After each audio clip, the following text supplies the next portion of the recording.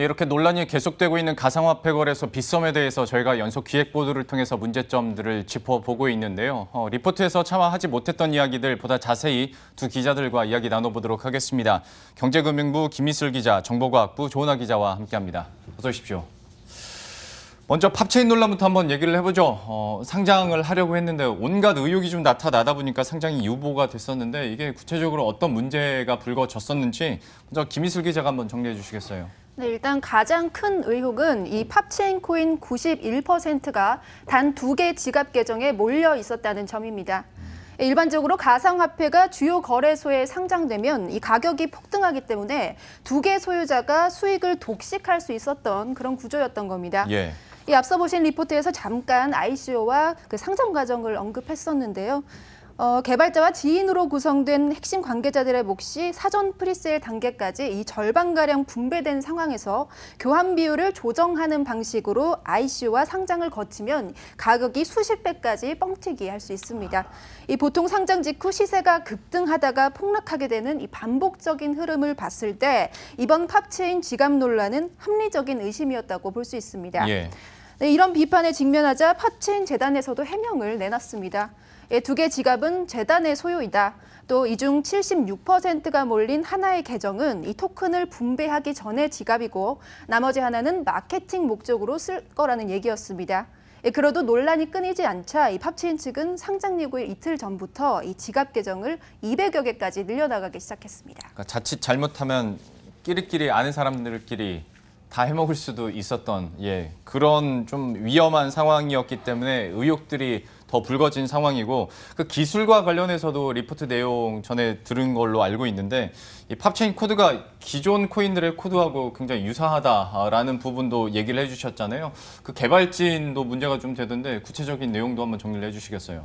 일단 보통 그 블록체인 프로젝트가 진행이 되면은 해당 코드들은 이제 오픈 소스를 공유하는 개발자 커뮤니티인 깃허브에 올려지게 되는데요. 예. 이 깃허브에서는 이제 개발자끼리 소스를 서로 공유하고 그리고 서로 제안도 해주고 뭐 수정 권유도 해주고 이런 식으로 진행이 되는데 사실 오픈 소스라는 이 특성 자체가 생각을 해보면 개방과 공유거든요. 근데 이런 점을 고민을 한다면은 이제 서로 코드를 공유하는, 활용하는 이런 것 자체는 사실 문제가 되지 않아요. 근데 뭐 이더리움을 기반으로 해서 되게 많은 코인들이 만들어지고 있는데 이건 역시 이제 오픈 소스의 특성 때문이라고 볼 수 있고요. 네, 팝체인 역시 다양한 오픈 소스를 기반으로 해서 이제 여러 가지 것들을 만든 건데요. 여러 가지 코인들을 지금 활용한 셈인데 이제 문제는 그 정도가 과하다라고 볼 수 있습니다. 깃허브에 나온 소스 코드 정보를 살펴보면 이제 저작권 정보, 카피라이트에 비트코인 그리고 뭐 대시, 모네로 코드 뭐 이런 것들이 눈에 띄었거든요.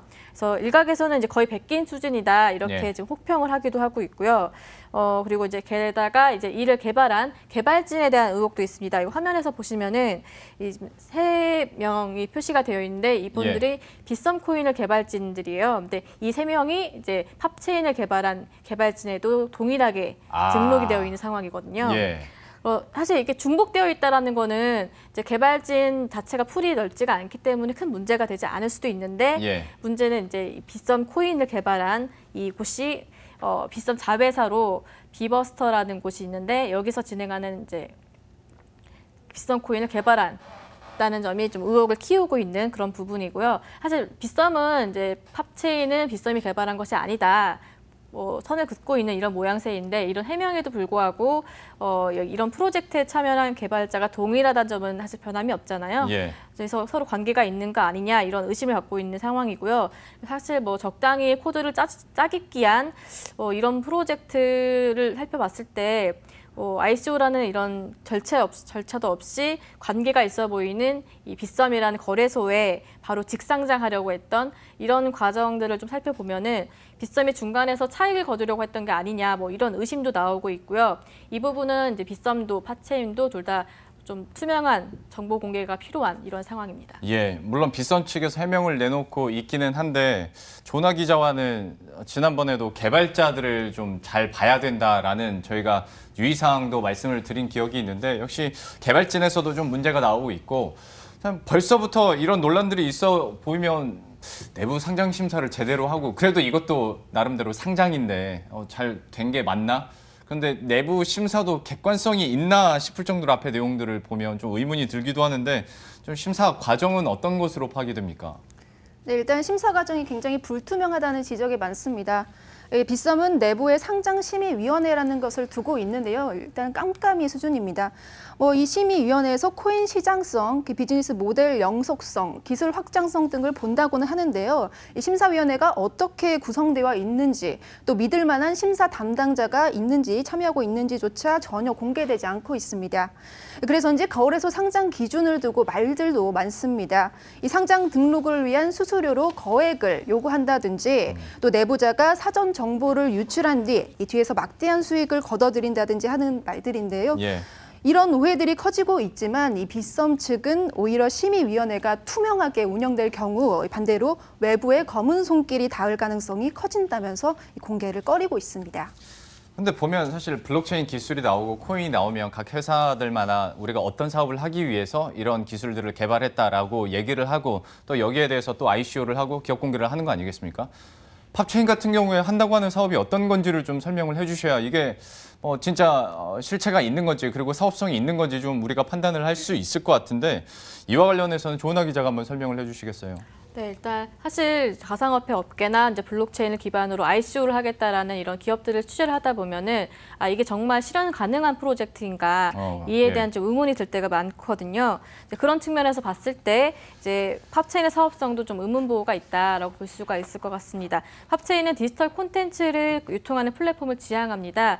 블록체인을 통해서 동영상이라든가 음악이라든가 글 등을 유통을 하겠다 이런 계획인데요. 근데 문제는 이제 콘텐츠가 이제 부족하다거나 사용자가 없으면 아무도 그걸 인정해주지 않겠죠. 이제 더이엔엔 같은 경우에는 2013년 이후에 설립된 2002년에 설립된 회사로 2013년 이후부터 이제 실적을 보면 거의 매년 적자 수준이거든요. 2016년 제외하면 그런 상태인데 이제 주요 서비스를 보면은 성인 방송 위주인 팝콘 TV 그리고 이제 개인 인터넷 방송을 하는 셀럽 TV 등이 있는데 이게 아직은 이 두 서비스 다 모두 성과를 거두고 있지 못한 그런 상황이다 보니까 좀 이런 사업성이 있는 것이 맞느냐, 블록체인을 연결한다고 해서 정말 가능성이 있는 게 맞느냐 이런 얘기가 나오고 있습니다. 지금 그러니까 팝콘 TV하고 셀럽 TV를 주요 서비스로 하고 있는데 그러면 이거 팝체인으로 뭘 하겠다는 거예요? 디지털 콘텐츠를 유통을 할 때 이제 여기서 나오는 콘텐츠를 온라인상으로 유통을 할 때 이제 뭔가 누군가 콘텐츠를 올리면 특히 이게 개인 방송이잖아요. 셀럽 TV 같은 경우에는 이제 개인 방송에 자기가 콘텐츠를 그 블록체인 위에 올리면은 거기에 대해 코인을 주고 보는 사람 역시 스티믹 같은 거랑 비슷하다고 생각을 하시면 될 것 같아요. 별풍선 아닙니까? 별풍선이랑은 조금 개념이 좀 다릅니까? 좀 다를 것 같습니다. 저희가 받아들이고는 무슨 블록체인 기술까지 써가면서 약간 별풍선 비슷한 걸 하나라고 싶어서 제가 좀 극단적으로 예를 들어서 여쭤봤는데 역시 어떤 팝체인이 하고자 하는 사업 그리고 그 사업에 대한 성과가 현재 제대로 드러나지 않고 있다 보니까 이런 논란이 더 커질 수밖에 없을 것 같고요. 과연 약간 이런 막무가내식 ICO 그리고 사업 진행이나 계획들을 막을 수 있는 방법이 뭐가 있을까? 항상 저희도 결과적으로 이게 제도권의 금융시장이 아니다 보니까 항상 아쉬운 점이 정부에서도 어떻게 못하고 있는 것 같은데 이쯤 되면 정부에서도 좀 손을 써야 될 것 같기도 하고요. 김희슬 기자가 취재 보면 좀 정부에서의 이런 터치는 좀 가능해 보입니까? 어떻습니까? 일단 지금 생각해 보시면은 과거에 정부가 대응을 했다 이랬을 경우에 좀 생각이 나는 거는 1월 달에 거래 실명제를 도입했다. 그래서 결과적으로 시장은 냉각된 것은 맞습니다. 성공한 건데요. 일단 그 이후에는 정부가 마땅한 대응책을 내놓지 않고 시장을 관망하고 있는 추세입니다. 이 경찰과 검찰이 시장에서 이뤄지는 불법 행위를 단속하거나 이 거래소의 횡령 배임 의혹을 수사하는 식의 접근 정도 이뤄지고 있는데요. 일단 거래소의 문제점을 정부도 인식을 하고 있습니다. 하지만 그렇다고 이를 규제할 법적인 근거가 없어서 손쓸 수가 없는 상황인 건데요. 현재 국회에는 가상화폐 관련 법안 4개 정도가 제출돼 있습니다. 일정 규모 이상의 자본금을 갖춘 거래소를 인가하거나 이 자금 세탁 방지 의무를 부여하는 등의 내용을 담고 있습니다. 이 해외 사례를 살펴보면 이 미국 뉴욕주의 경우 비트 라이센스라고 불리는 가상화폐 거래 허가제를 운영하고 있습니다. 이 특이한 점은 미국의 경우 최저 자본금이 없습니다. 이 금융당국이 거래소의 비즈니스 모델이나 이 위험도를 수시로 평가해서 이 거래소별로 다르게 규제하고 있기 때문인데요. 중간에 거래소가 문제가 있다고 판단이 되면 언제든지 문을 닫으라고 명령할 수가 있는 겁니다. 아직 우리나라의 경우 정부의 직접적인 규제가 없기는 하지만 이 빗썸은 최근 들어서 이 자금 세탁 방지 규정을 강화하거나 이 1금융권 수준으로 보완을 강화하는 등의 이 자체 개선 사항을 발표하고 있는 상황입니다. 예, 이것도 좀 조속하게 정부의 실행 대책이 좀 나와야 될 것 같고요. 이런 겉으로 표면화되고 있는 논란들을 쫓고 쫓다 보니까 결과적으로 이제 빗썸 자체에 대해서 지배구조에 대한 문제도 나오던데 이거는 어떻게 되는 일입니까? 네, 일단은 이제 빗썸의 운영사로 알려진 btckorea.com의 그 지분 구조를 좀 살펴봐야겠는데요. 예. 일단 지분을 살펴보면 BTC 홀딩 컴퍼니가 75.99% 그리고 비덴트가 10.55%, 네. 옴니텔 8.44 그리고 기타 5.01%로 구성되어 있습니다. 근데 여기서 보면은 btckorea.com과 비덴트 그리고 옴니텔은 이제 순환 출자 고리로 좀 연결이 되어 있거든요. 아, 여기도 순환 출자가 나옵니까? 네, 그래서 비덴트는 이제 BTC 홀딩 컴퍼니의 10%의 지분을 가지고 있고 그리고 예. 옴니텔 지분은 5.97%를 갖고 있습니다. 네, 여기서 최대 주주인 BTC 홀딩 컴퍼니의 지배 구조가 알려져 있지 않은 상태인데요. 이런 상태다 보니까 이제 이번에 팝체인 상장 문제가 불거지면서 더 E&M이 다시 주목받고 있는 그런 상황입니다. 예. 아까 말씀드린 것처럼 더 E&M은 그 스트리밍 업체로 팝콘 TV라든가 뭐 셀럽 TV 이런 것들을 서비스하는 곳인데 이 더 E&M의 최대 주주가 그 룽트코리아라는 그 모바일 게임 업체인 그 중국 업체인 그 룽트 게임의 자회사인 예. 그 룽트 코리아와 빗썸이 연결된 게 아니냐 뭐 이런 의혹이 나오고 있습니다. 그렇게 되면 이제 순환 출자 고리의 완성이 되는 거겠네요. 뭐 그렇게도 볼 수 있겠죠. 예, 네. 그런 지배구조 문제와 관련해서도 참 여러 가지 얘기가 나오는데요. 글쎄요, 여기에 대해서 또 어떤 해법들이 있을지 저희가 계속 한번 쫓아보도록 하겠습니다. 지금까지 김희슬 기자, 조은하 기자와 함께했습니다. 고맙습니다.